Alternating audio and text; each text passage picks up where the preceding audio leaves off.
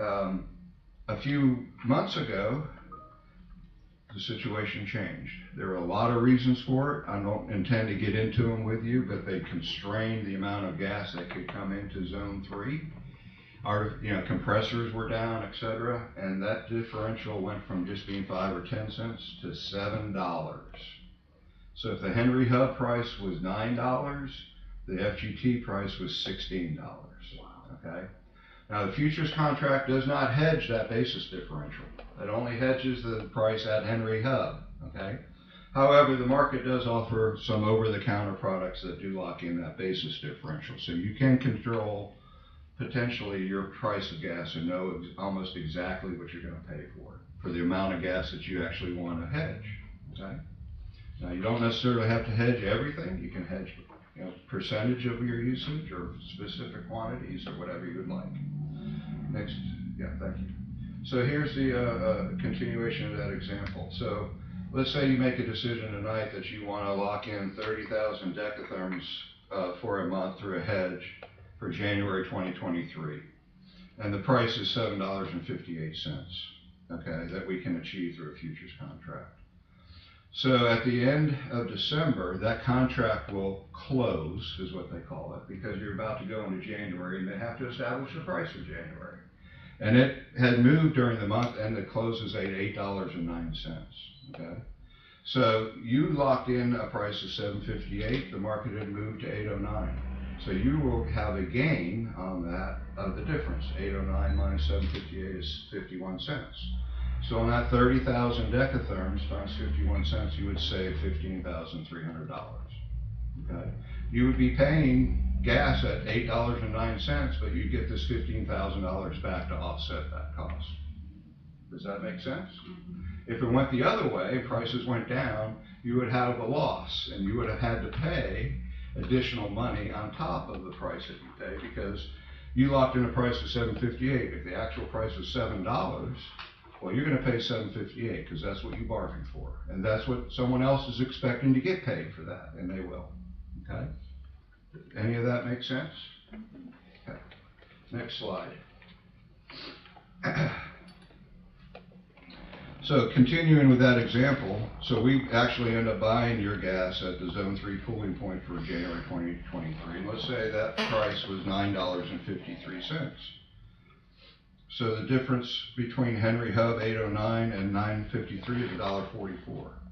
So we would have bought the gas 30,000 decatherms at 953. It would have cost $285,900. You would have had a gain on that transaction of 51 cents because you locked in a 758 price, not 809 at Henry Hub.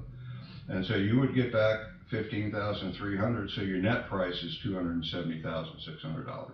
So you mitigated the adverse price effect of rising prices. And that's what this is intended to do.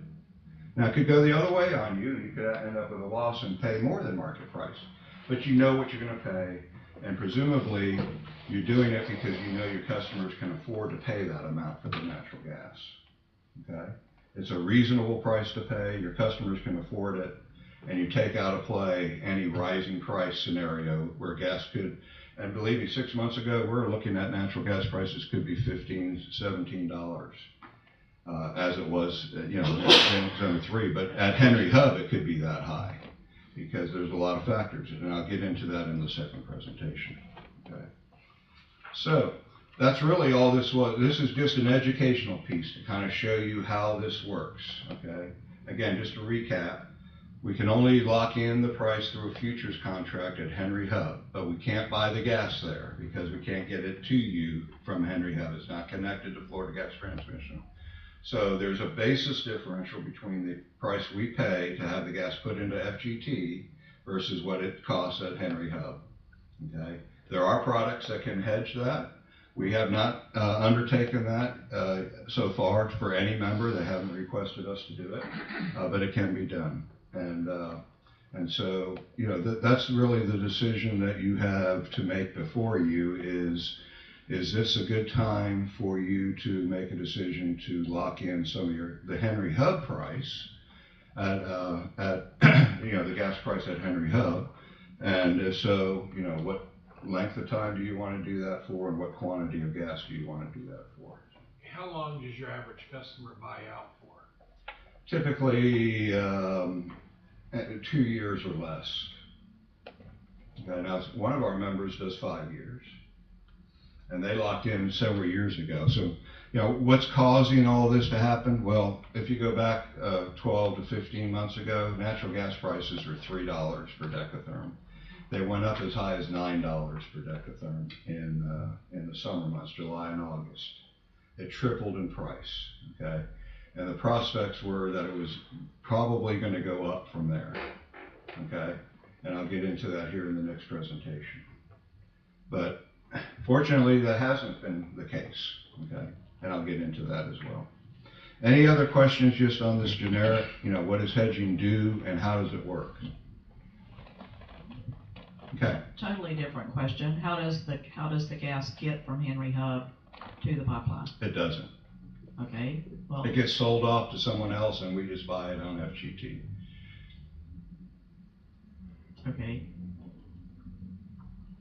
The market works. I'm sorry, but I don't understand that. So you'll have to help me with that. So in actuality, a financial hedge really has no physical gas associated with it. Okay. Okay, it's just a financial tool. Okay, so That's you pick it up where it is. Right. Not from Henry Hub. Correct. So how did they get it from Henry Hub?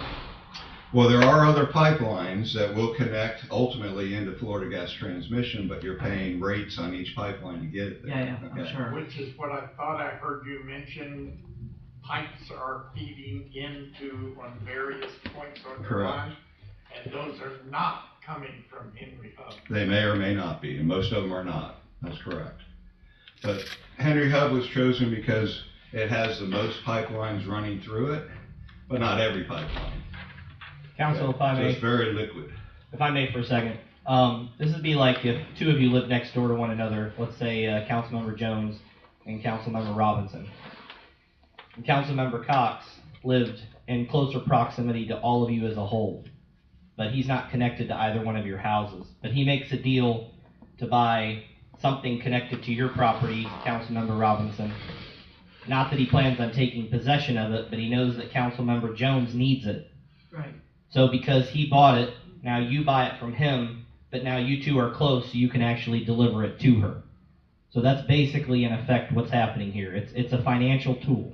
That's all it is. It's independent of any physical gas that we buy. Got it. Okay? And it just lays on top of it. So whatever we're doing purchase-wise doesn't matter. That, in my example, that $15,300 would come back to you no matter what the price was that we paid for the gas. Okay. I realize that part. Okay. Just wanted to know how it got there. And it doesn't. Okay. Katie, do you have that? You ended up with, I ended up with two of the same, so, okay. All right, so this one is one that I used to give when I was actually, when these prices are going crazy, okay? So some of this information in this presentation is a little bit dated, but it gives you the background as to why we were recommending to our members that they might want to consider hedging, okay? So if we can go to the first slide, please. So as we all know, rising energy costs and inflations are affecting our customers, right? So the typical family is spending somewhere in the neighborhood of $4,000 more for all types of energy in 2022. That's gasoline, that's your electric bill, it's your natural gas, any kind of energy. Why is that happening? Because the global and our national energy supply was not keeping pace with the recovery from COVID. Demand was increasing a lot faster than supply could keep up with. When you have a demand-supply imbalance, prices change, okay? More demand than supply means prices go up. More supply than demand means prices fall, okay? So national energy prices are up between, at the time that I was doing this presentation, between 100 and 260% over last year. As I mentioned, $3 gas versus $9 gas. And those are real numbers that we were paying for the gas. And so the average Florida family is probably not quite as impacted. Our utility rates tend to be a little bit better than they are up in other parts of the country, but still $3,000 to $4,000 more for energy this year for Florida residents typically. Okay? And this is just a graph that kind of shows If you go back to January 2021 on the left-hand side of the scale, everything is indexed to 1. And so if it goes from 1 to 2, it's increased 100%, okay?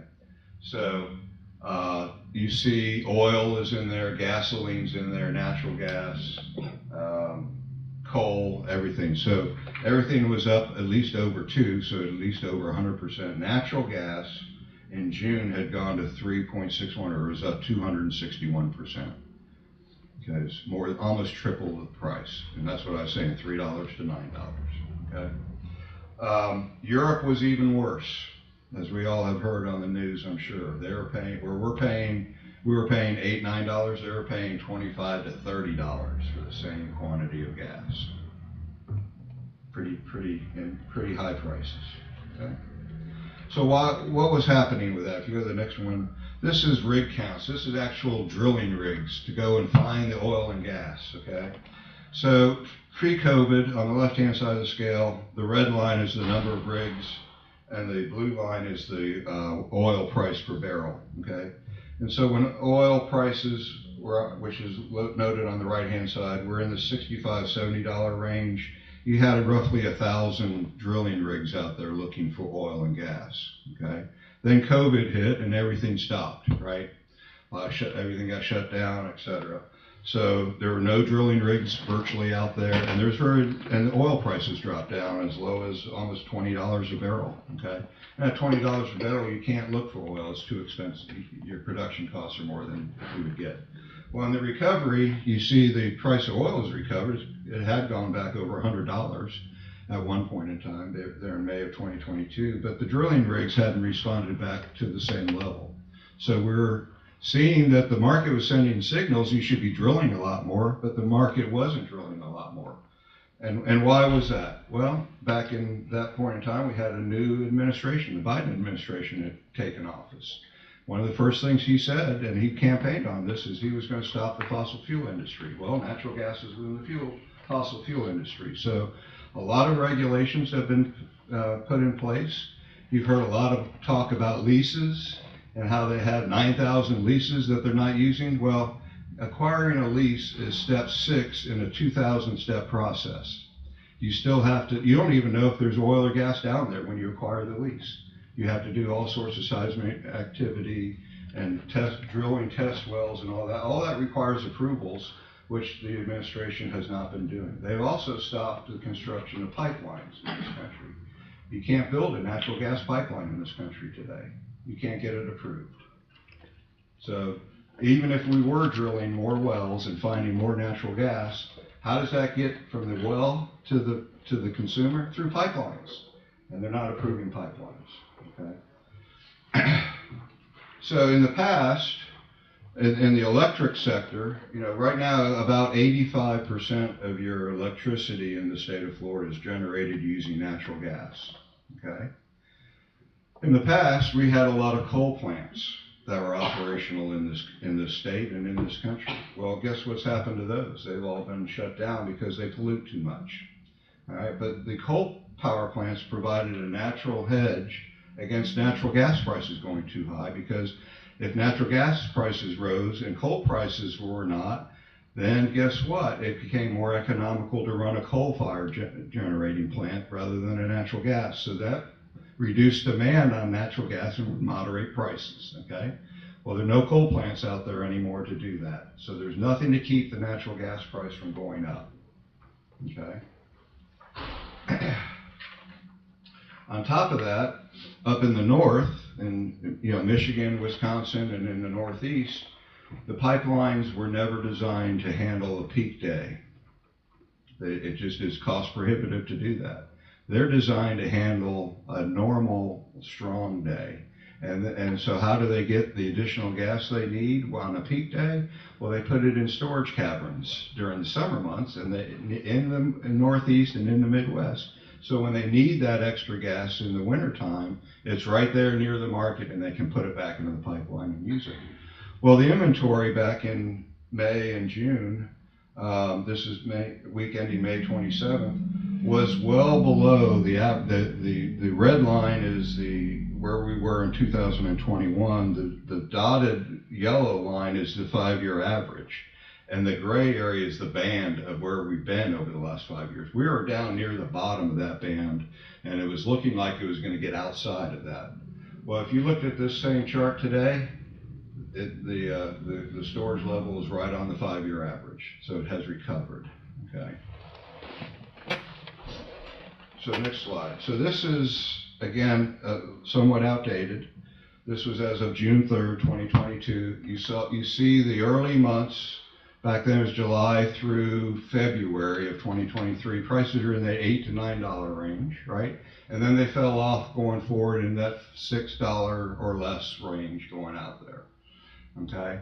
So I've updated this slide. So as of Friday, that winter price is now right at $6, not at over $8.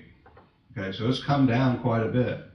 And the prices going out the next couple of years are in that 487 to 502 range.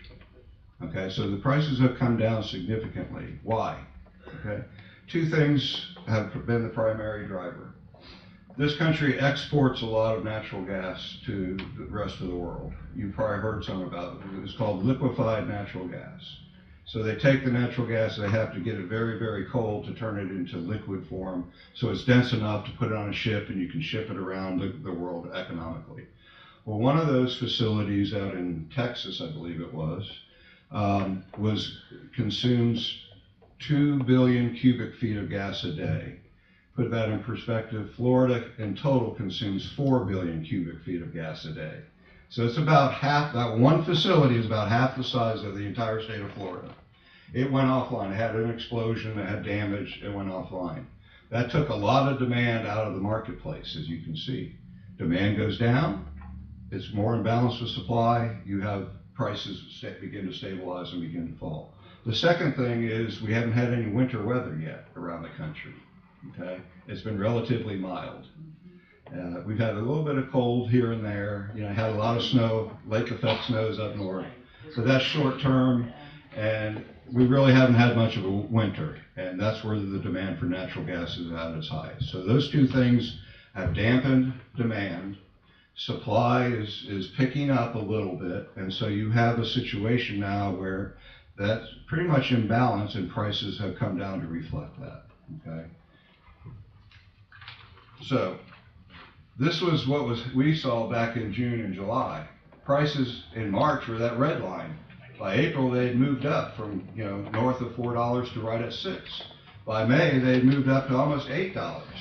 And by June, it was above $8. And we, you know, before that LNG facility explosion happened and before winter weather was known, the prognosis was that was going to keep going up, okay? There was no reason at that time to believe that it wouldn't. Storage levels were low, the demand, you know, no pipelines were being built, etc. Right now, we're back down to that April 2022 line, basically. Okay?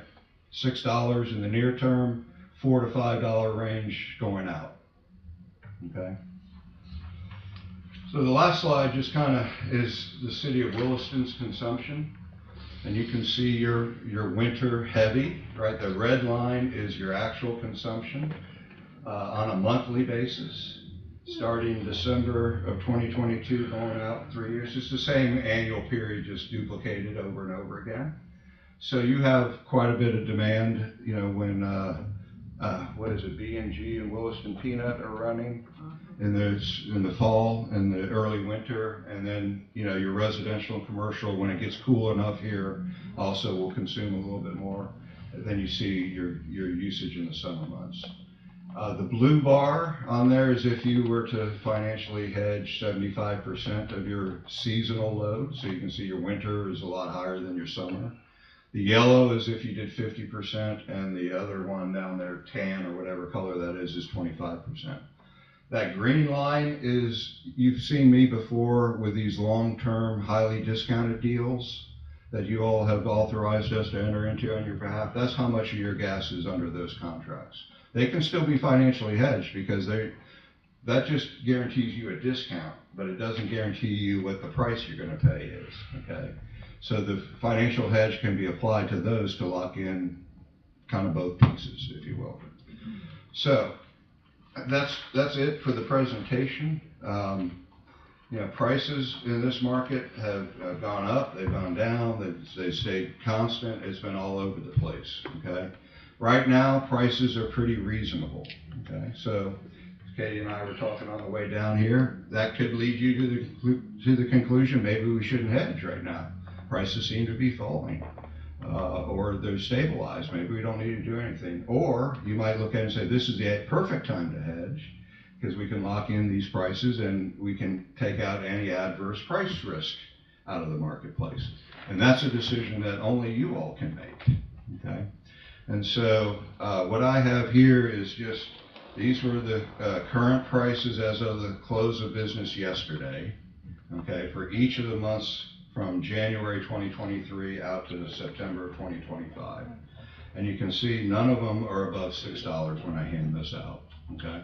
So let me hand this out to you.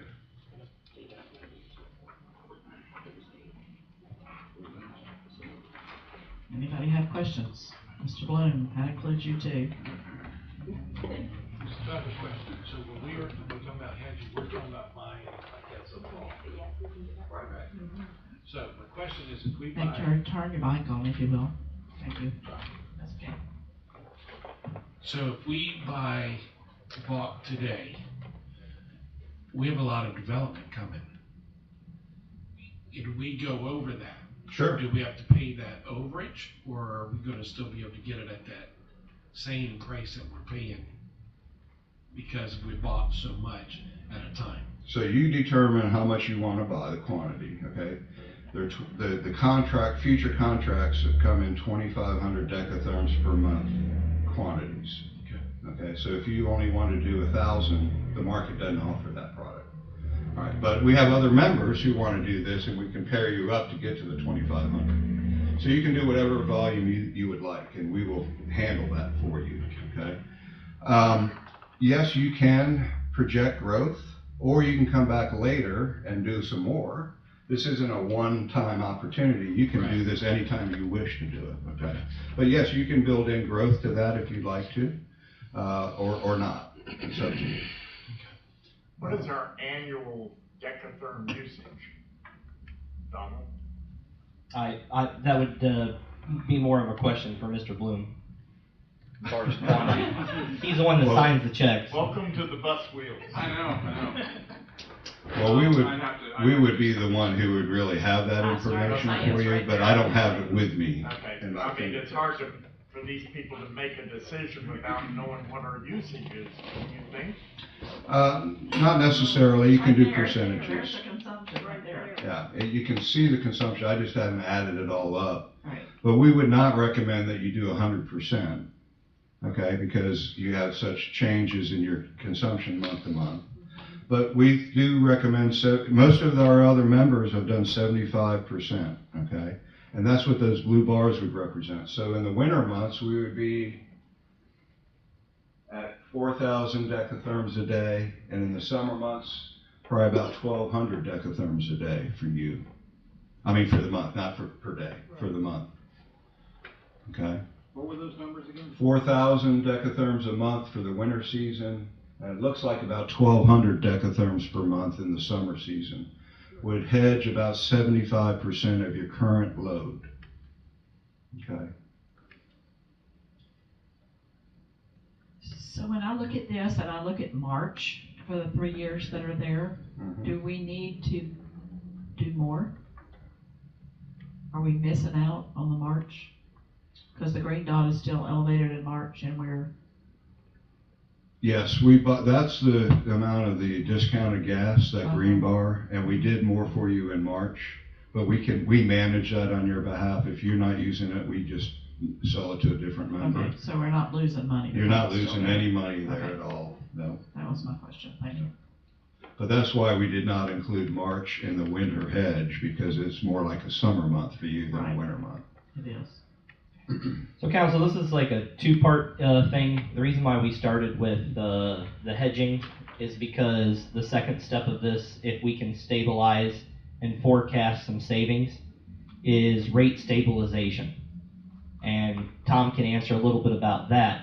But we just felt better before we got into a rate stabilization plan and specifically for the winter months, if we had a guarantee of what those rates would be, so that FGU could recommend to us appropriately what our average would be. And so, Tom, do you want to go over that a little bit?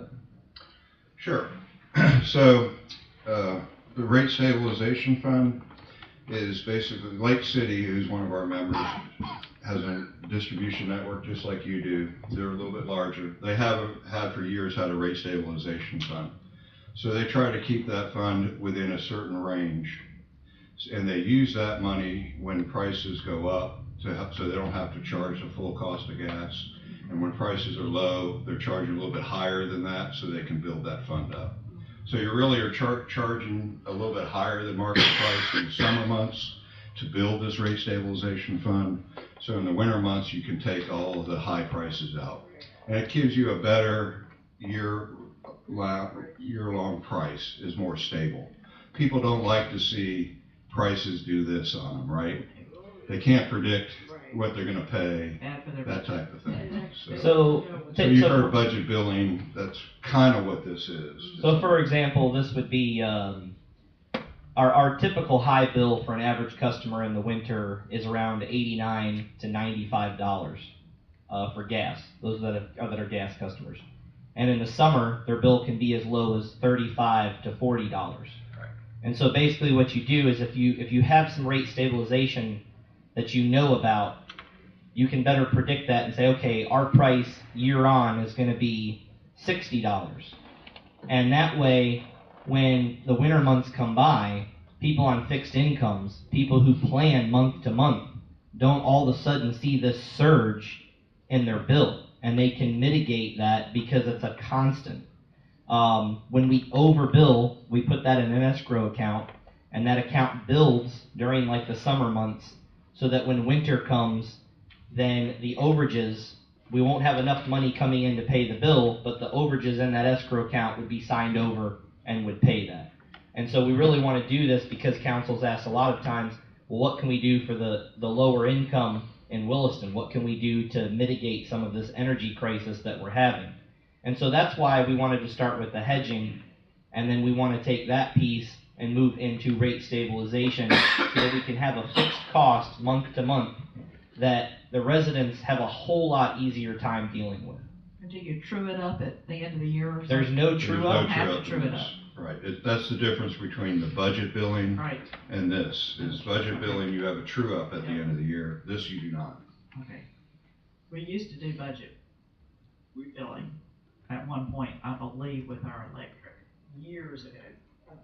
I'm talking years. Right now, we have just a cost adjustment. Right. I mean, that's the Yeah. mechanism, but there is no rate stabilization dollar amount in it. Right. So that would be what you would be included in this. What we used to years ago, and we would true it up at the end. And well, the problem, that caused the problem because it wasn't, and then it kept being built up. Right. Councilman Yeah, then we Jones. had to give it all back. Yes. And then we quit doing it. Correct. That's exactly what happened. Yeah, and we talked earlier, Steve and I talked earlier about rate stabilization. Even if we had something that in place, that would not have covered what happened during the summertime with the Yeah. cost going up. We Correct. would still not have enough money. Yeah. The other thing I would look at, if you look at the sheet here, and I know the rates are looking a lot better, and I know these are projections. So if you looked at, and let's say just an example, because we're picking some numbers up here, that you locked in at 5.28, not saying you're going to. And these actual numbers do hit the mark as they're projected, then in November, December, January, February, March, yes, you're gonna save some money of 2024 and 23. And then you're projecting way out till 25. You still look at January and February and March, again, you'll save some money. But you also now have to look at the dates that are below that 5.28 and understand that we have to make up the difference. That's correct, yeah. Yeah. Mhm. Now, I don't These are know the, why- these are the prices of actual trades that were done as of the close of December 5th. But there'll be many more trades done that'll move this price. So what you see here, And we it don't know. would be that sheer it luck could if go that's back the to actual 9, price right? when you get there. I mean, it could go back to 9. Could. very easily. Or it could go down, back down to $2 to $3 too. Is there Again, a projection on what it's gonna do? Pardon? Is there any projection on what it is gonna? This is your best projection because these are what parties have actually transacted to pay in these future months so far. There's no better indicator than that, It's true. okay? Tom, And nobody can tell you what prices are gonna do. They'd be so rich that they wouldn't be working anymore. Tom, one other question. They can choose like the periods of time, correct? So Yeah, we there's- could choose to do hedging in winter months, and we could pay the market price completely in the summer months, correct? Correct, right. Yeah, That would be yes, smart. there's three things that I need to be able to place a financial hedge for you. What's the quantity that you want by month? What's the term? What's the start and end date? And what's your strike price? So when the price hits that price, we can transact that or lower. Okay, those are the three things: the quantity, the term, and the maximum price that you want me to place that at. See, and I think when we originally talked about this up in your office, that the actual rate that month was $4 and something. I mean, it was really low, Mm-hmm. compared to what we just came off of. 440 when we were there. Right. 40. That's how quickly the market moved. Wow. Yeah, it was, well, you saw the April, May, June, July, I mean, at that 4-month period, prices were just going crazy, quite frankly. And that could happen again, you know. Natural gas historically has been the most volatile commodity price of any commodity out there. And I would say too, we're thinking winter because people are heating their homes. Correct. But at the same time, the electricity's been generated with the natural gas. And in the summer, you're also trying to cool your home with that electricity that's being generated by the natural gas. So it's almost a round the year annual thing. It's not, even though we're peaking in winter, This is just Okay. gas, this Now, isn't electric. FMPA is yes, but the electric is being FMPA produced That's with what I'm natural saying. gas. This graph is just gas. It So, doesn't show the- FMPA is your electric provider. Okay, they're our biggest customer or member, and they are hedged out 2 years. So your electricity prices are already being hedged by FMPA. Now, you can do that as well if you want to, it's just another financial transaction, but just pointing out, they have done tremendous amount of hedging with us all the way out through April of 2025 already. So they have like 75% locked in near term, 50% next year, and currently 25% the year after. And they intend to do more as we get closer, if, you know, the markets are where they are comfortable with it. Again, I can't emphasize this enough. You don't hedge to beat the market. Right. You hedge to avoid higher prices occurring. Okay? And most everyone wants to go back and after the fact and say, did you win or lose? And I encourage you to resist doing that. This is not a win or lose proposition. This is affordability for your customer proposition. Right. Okay? Even if the market were to tank and go down to $2-3, and we're locked in the $4 range, They can it's afford still a very affordable rate, and it's something that they're very happy with because they've experienced $9 a decatherm. it. Right. So they look at it as, you know, their bill is less than half of what it had been those peak months. And that's what he's saying. You have to make sure that you look at it long range. You're going to win, you're going to lose, but the stabilization of the payment is what you're looking to do. It helps us financially know where the city's at in this department. It helps us know what we're passing on to our customer. And if we go into a rate stabilization plan where we put in money into an escrow, it helps us prevent, as Terry mentioned, paying way out when we have a peak because we didn't save enough or stabilize it enough in the summer months. So it's really a kind of a collaboration of those ideas together. My suggestion for council, as we've studied this, would be to ask what a lot of the other members are doing, because, you know, they've looked into this and they've spent time on it as well. And so when I asked questions, my questions were geared toward, you know, what did Clearwater do and how are they looking?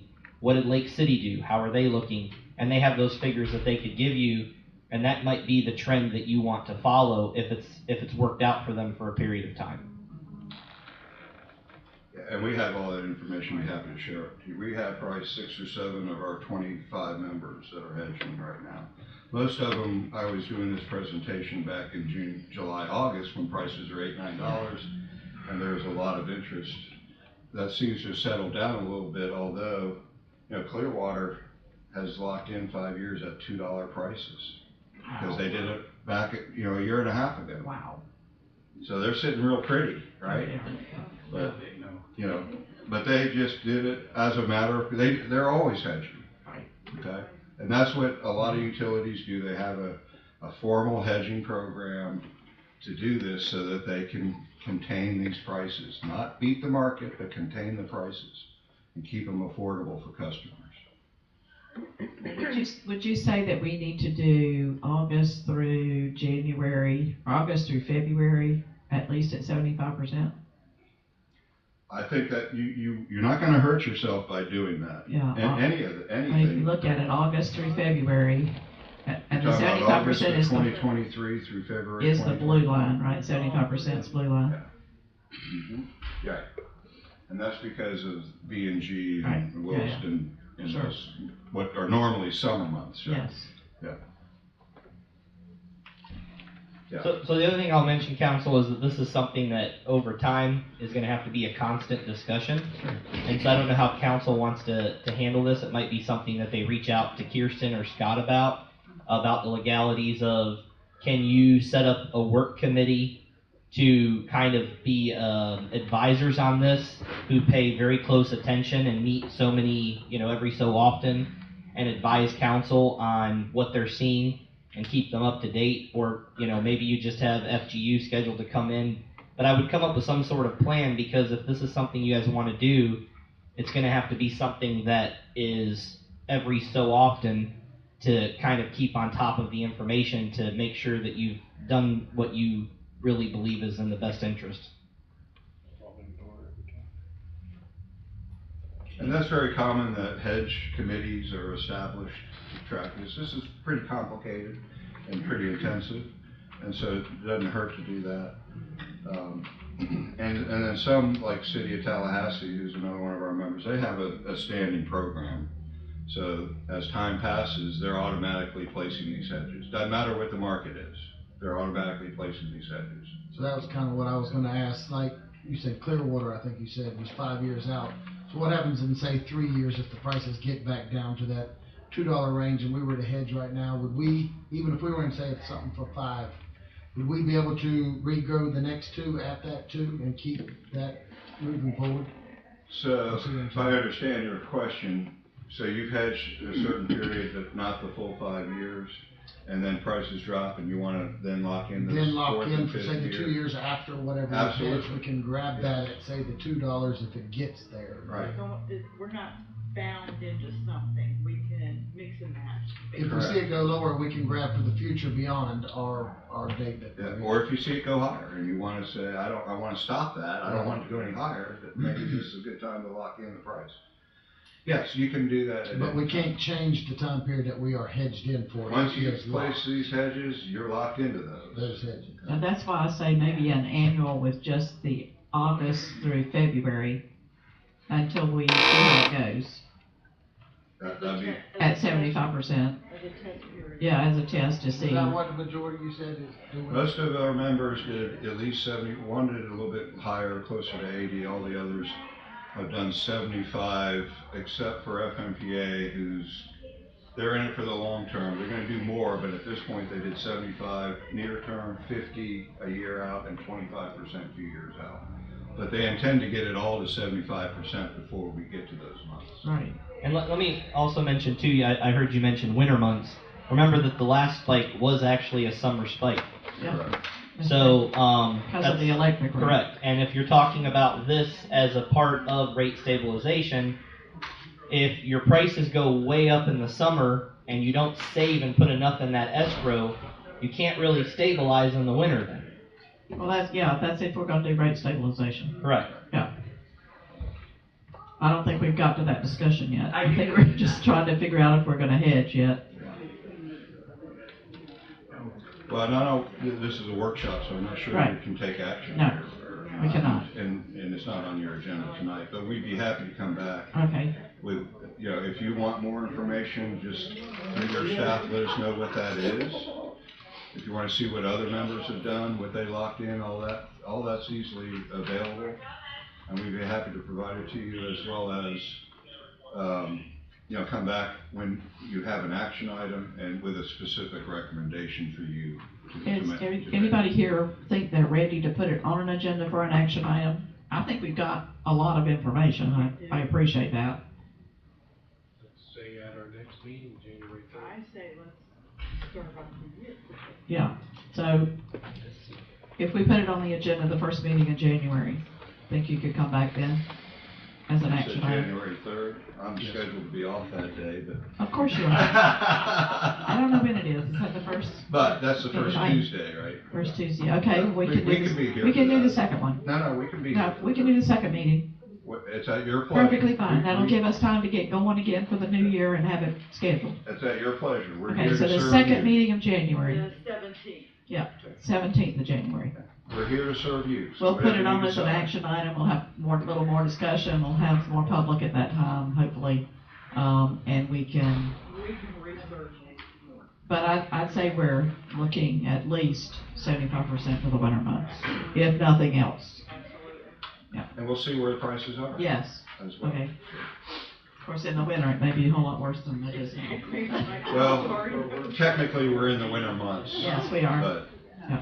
there hadn't been much winter yet. Okay, so. any immediate questions now, because we need to adjourn? Well, Anybody thank else? you for the time today to go over this. I know this is complicated. You all appreciate your attention to this and your questions. And thank you for your explanation. I tried to keep it as simple as I could. That's what we need. This is very That's complicated. what we need. Thank you very much. All right, so on this agenda, do we have any public participation for this particular agenda? Any announcements for this agenda? If not, I'll entertain a motion for adjournment. I need to be Second. I have a motion and a second for adjournment. All in favor say aye. All opposed, same sign. Motion carries. We will adjourn at 5:50.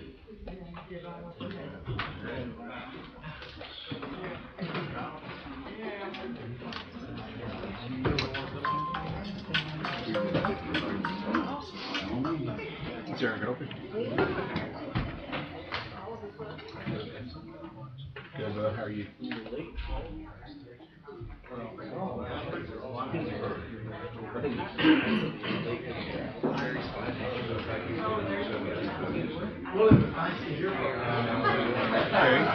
I'm trying to turn that down to see how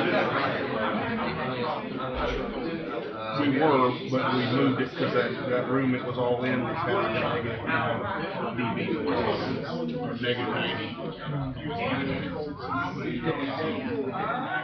Hang on.